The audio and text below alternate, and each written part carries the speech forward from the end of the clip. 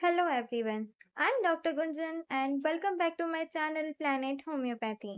In our organic series of Stuart Claus philosophy, today we are going to study the second part of lecture second, that is the general interpretation of homeopathy.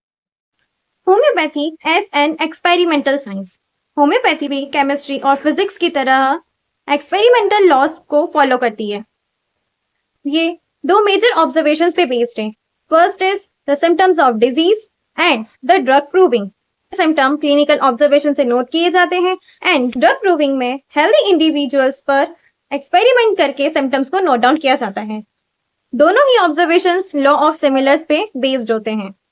जब remedy diluted form में दी जाती है तो body का जो healing system है, that is vital force, वो activate हो जाता है और हीलिंग की प्रोसेस स्टार्ट हो जाती है।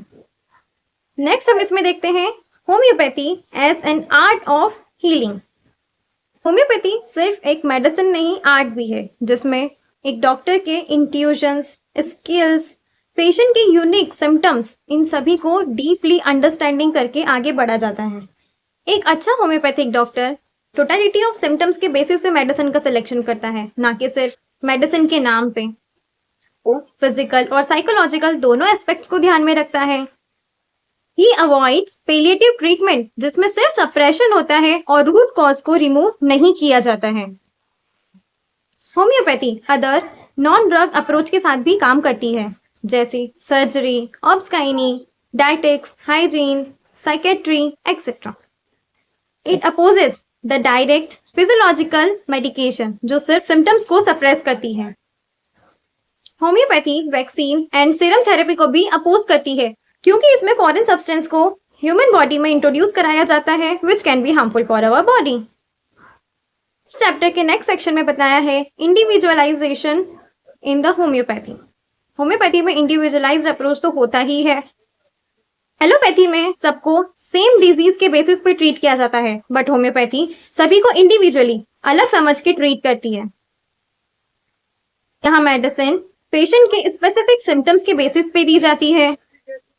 इसमें बॉडी के वाइटल फोर्स को बैलेंस करने पे फोकस किया जाता है, ताकि वाइटल फोर्स बैलेंस हो और वो पेशेंट को क्योर करने के लिए एक्टिवेट हो जाए।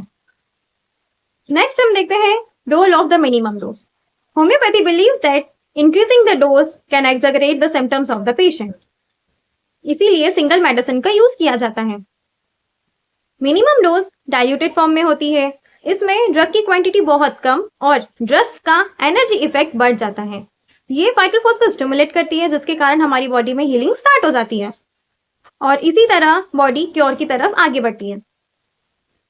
स्टुअर्ट क्लॉस फिलॉसफी का सेकंड चैप्टर हम पढ़ रहे हैं, जिसका अब लास्ट पार्ट आ चुका है।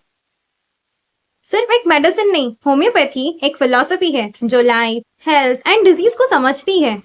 माइंड एंड बॉडी कनेक्टेड होती है, इसी वजह से डिजीज साइकोलॉजिकल स्ट्रेस के कारण भी हो सकती है। Disease is nothing but the disturbance of vital force, और होम्योपैथी में हम इसी डीअरेंज्ड वाइटल फोर्स को रिस्टोर करते हैं, जिससे क्योर अचीव होता है। क्योर तभी पॉसिबल होता है जब ट्रीटमेंट नेचुरल लॉस के साथ होता है, जिसमें मिनिमम डोज, इंडिविजुअलिटी का concept, totality of symptoms, simillimum selection, इन सभी को इंपॉर्टेंस दी जाती है। सो ये एंड है इस चैप्टर का।